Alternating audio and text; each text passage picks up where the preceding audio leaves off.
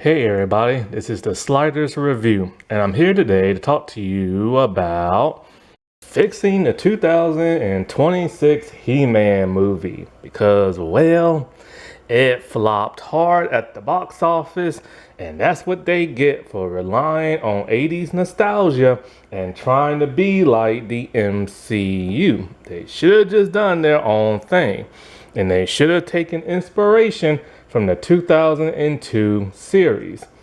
It's a great series.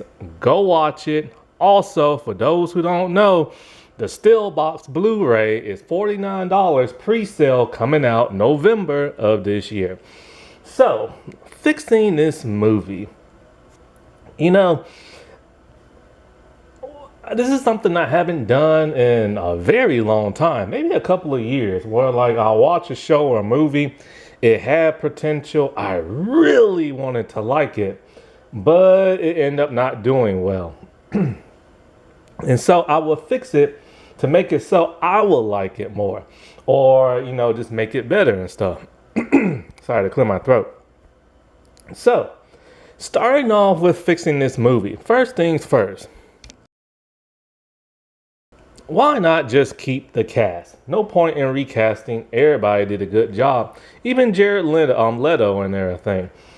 And so the only thing I would change is Roboto's appearance. Because, well, they gender bent him, made him female, and he still looks like a dude, even though, well, I should say she still looks like a dude and everything. And I probably would recast Kristen Wiig, because I've just never been a fan of hers outside of SNL. Sorry, but that Wonder Woman movie really exposed her acting. Wonder Woman 84 exposed a lot of people's acting. So I would probably recast her with a different female actress and made Roboto look more feminine. Now, on to fixing the movie. I would start the movie off in the past. A young Prince Adam is being read a bedtime story by that of his mother, the Queen. And the story that she's telling is something that actually happened many, many years ago back in the day in Etruria and everything. So we will see a flashback of King Grayskull himself. And this version of King Grayskull will not be related to that of He-Man and She-Ra. Some versions he is, and other versions he's not. So with this one, he's not. He's just a regular king. And, he's a really excellent fighter and everything, right? And this was thousands of years ago. And so we see Castle Grayskull is being attacked by the Snake People. For those who are unaware of the Snake People, they were supposed to appear in the original 80s cartoon but never did, but they appeared in the toy line. They also appeared in the second season of like the 2002 series. And so he's battling them out and everything and fighting as hard as he can, but let's say he gets wounded, right? And so while out in the battlefield, the sorceress comes to him. Now, this is a completely different sorceress. This is her ancestor and everything. And since Camila Mendes and the Monica actress are both Brazilian who played that in the movie, let's keep this, this sorceress Brazilian as well. And you know what? Since this King Grayskull dude is not related to He-Man, let's mix his race up too. Let's make him Brazilian as well. Why not? And so, she tells him that, your wounds are beyond my healing because of the venom that is used and the sorcery that they infuse in the venom and blah, blah, blah, blah, blah, right? But she tells him that there is something that actually can save him, but it will kind of come at a price. It's the sword of Etruria and everything. And it's this ancient, powerful sword, right? And whoever wields it will be bonded to the sword, and it will infuse them with the powers of that of a demigod and everything. Powers beyond that of He-Man and She-Ra. He accepts, he takes the sword, and he's able to vanquish that of the Snake People. And he's able to entomb them And I don't know, some kind of underground tomb type thing where they're stuck for thousands and thousands of years and stuff like that, right? And so now that he's been infused with the power, the price is that if he ever detransforms, the venom will instantly kill him. So he has to stay transformed and this superhuman being type thing for pretty much the rest of his life. Now, this also comes with that of immortality. And so he has decided, I'm not going to depower because I don't want to die. And, I have no heir and everything. I have no queen. And, I need to protect my people. So he eventually falls in love with the sorceress and she becomes the queen. And together they rule and together they protect, Etoria and everything. And so because he's immortal and she has longevity, she's not immortal. She can die. She just ages very slowly. They live together for many, many hundreds and hundreds and hundreds of years and stuff, right? And they bear that of a child. The child is that of the sorceress that we all know and everything from the original He-Man cartoon and stuff. And so at some point in time, the older sorcerer, she dies of old age and natural causes and stuff. This causes him to be heartbroken. And because of that, he's never taken another wife and stuff like that. And so he's just lived with his people and his daughter, the other sorceress, for like many hundreds of years later. Over about 1,000 and about, say 500 years has passed. And he's at the point where he's just so lonely, he wants to reunite with his queen. So now that the other sorceress is older, because remember she has longevity, she ages slower. Now that she's a bit older, maybe an older teenager, maybe a young adult, he feels that, the castle's in good hands with her, and so is the land and everything. And he just wants to be reunited with his wife. So he takes the sword and he tells her that this sword is too powerful. You literally have the powers of a demigod. You can do anything with this thing. You can even bring back the dead. But the problem is, if you try to bring back the dead, they're basically just a walking corpse and their mind is so scattered and everything. He attempted that on his sorceress many years ago. And as a result, he had to kill her because, she was basically just like a zombie and everything. And so because of that, he just feels like no person should ever have to go through the pain that he has to go through. So he separates the sword. And when he separates it, it now looks like both He-Man and She-Ra's sword. And he tells his daughter with his last dying breath, and he tells somebody else, because he gives one sword to the sorceress and the other one to say somebody who knows, like She-Ra from her cartoon, right? And tells them no matter what, keep these swords separate. They should never rebond again and everything. Because, he doesn't want that person cursed with the immortality of pain and everything and sorrow. And he tells them whoever wields these swords will become a champion of Etoria. Whether he or she will become that of a He-Man or a She-Ra, which is where they get their code names from. And then he dies rampantly and everything because he's super old and dies from the venom. So the person from the She-Ra show, she takes that sword someplace far, far away. But the sorceress is just kind of so sad and depressed. She has lost both her parents. And she pretty much banishes everybody from Castle Grayskull and everything. She, fires all her servants and she just wants to live alone in peace and everything. And so the people, they leave and they form their own kingdom someplace else. One of those people is Prince Randall and everything. I think that's He-Man's father's name. And so he's just a little prince at this time.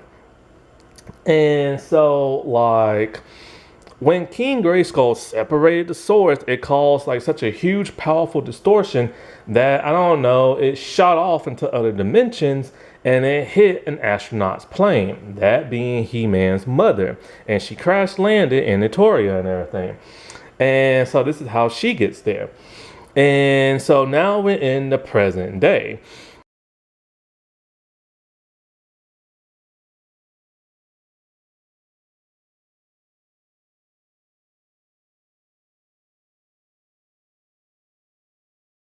In the present day, Prince Adam is now like an older teenager, 17, 18, something like that, right? And I'm not going to make him cocky like he was in 2002. I'm going to make him into a wimp. All his life, he's been training and training, learning how to fight, but he's just a wimp. He can barely pick up a sword. He can't fight. He can't. He just can't do nothing. He's not strong. Tilo whoops his behind every time.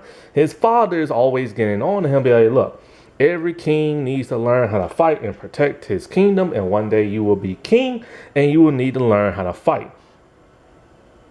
And so, like, but he's just like, oh, like, it's no use. I'm so weak. I can't do this. I can't do that. And he's more intellectual than he is physical and everything. And so it happens. Skeletor decides to like attack. Let's pretend to say it's like the 2002 and Skeletor used to have a human looking face, but King Randall like burnt it off. And so he wants revenge. So he's trying to storm the castle and take his revenge on the king. And this is the moment Adam's kind of like, crap, I should really learn how to fight, but he doesn't. And he fails miserably and everything. To the point the castle is taken and his parents are like, being thrown in a dungeon.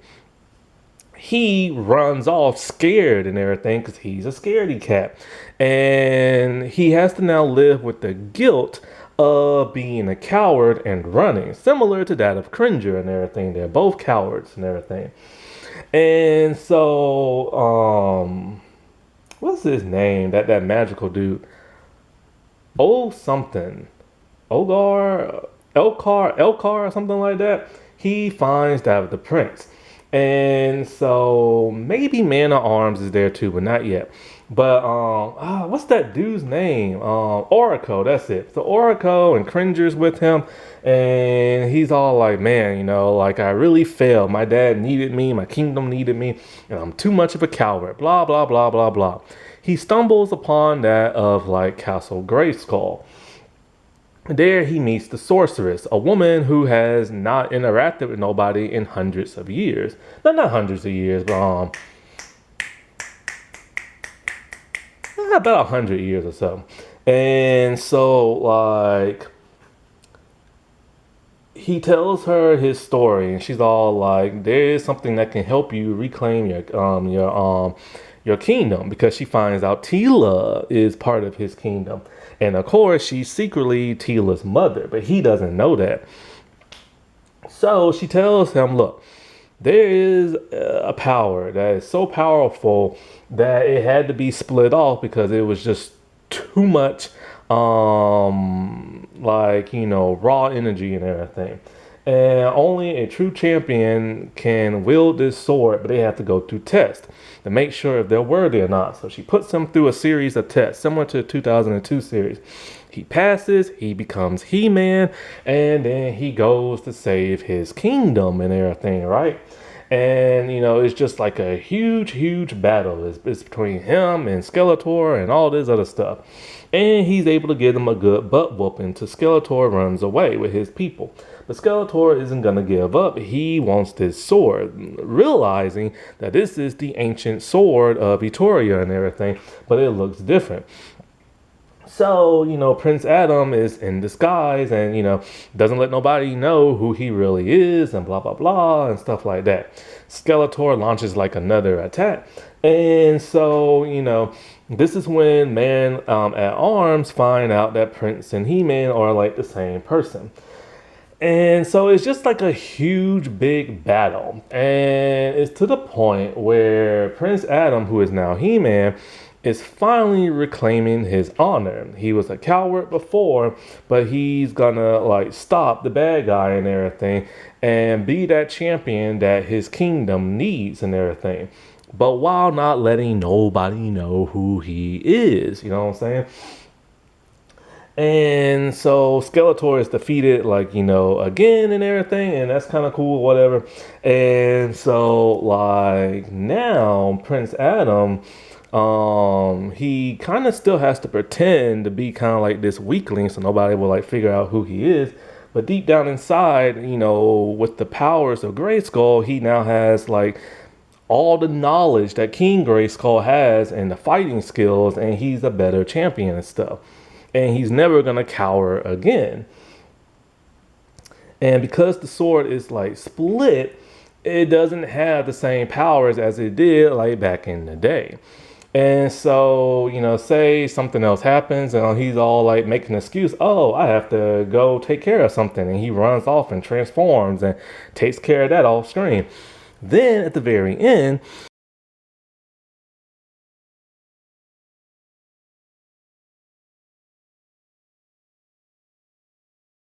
we flash back to back when he was a kid and he tells his mother, tell me another story. She's all like, okay, I'll tell you the story of a woman who came to Etruria and everything, of my distant land. And there she met a king and she married that king and she had 2 twin children. But an evil person named Hardak kidnapped the twin girl and everything. And so then Adam will be all like, well, whatever happened to that twin girl? And she'll be like, I have no idea. That mother hasn't seen her in over like, I don't know, like 18 years or something. And it pains her ever since. And at the very end of the credits, we see whatever She-Ra's real name is, on a horse with an army behind her, marching towards like, the castle, like Prince Adam castle with the family in the present day.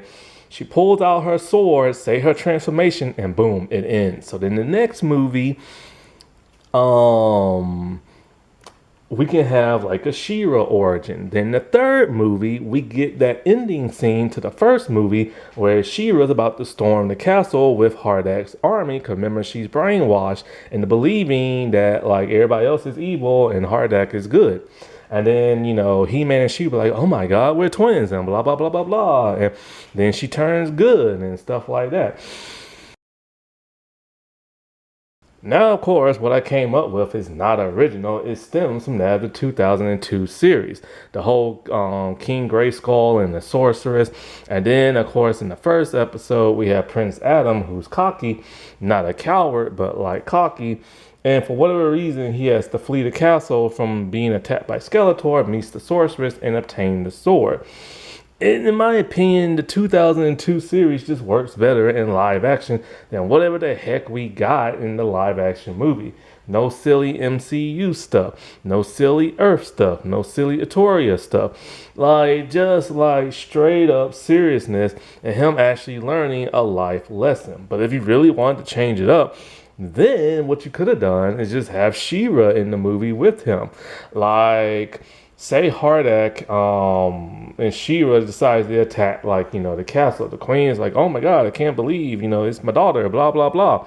And He-Man has no idea. And him and his sister are literally just like fighting to the death until he realizes like who she is, and is trying to bring her back on like their side.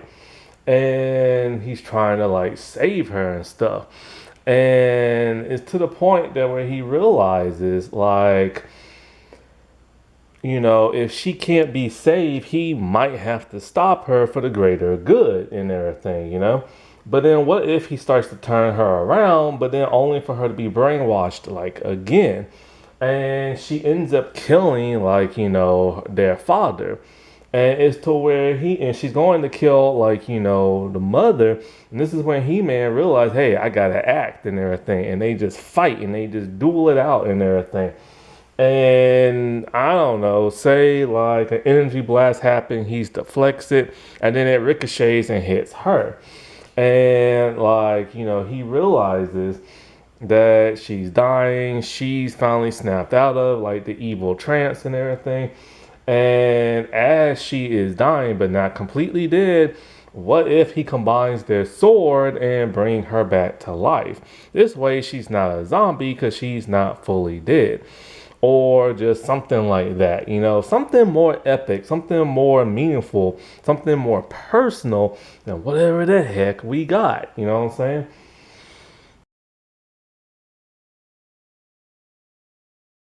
Then, like, after he brings her back to life and everything, like, she's heartbroken by what she did to her father, and she just realizes maybe she needs to forge her own path, and she leaves, you know what I'm saying? Now, of course, he'll separate the sword and give her the other half. But then, what if then in the next movie, Skeletor hears that his arch nemesis, King, whatever, Randall, whatever his name is dead, and he decides to attack in the next movie. And then we finally get that epic showdown between like He-Man and Skeletor. Like just like something, like, you know what I'm saying?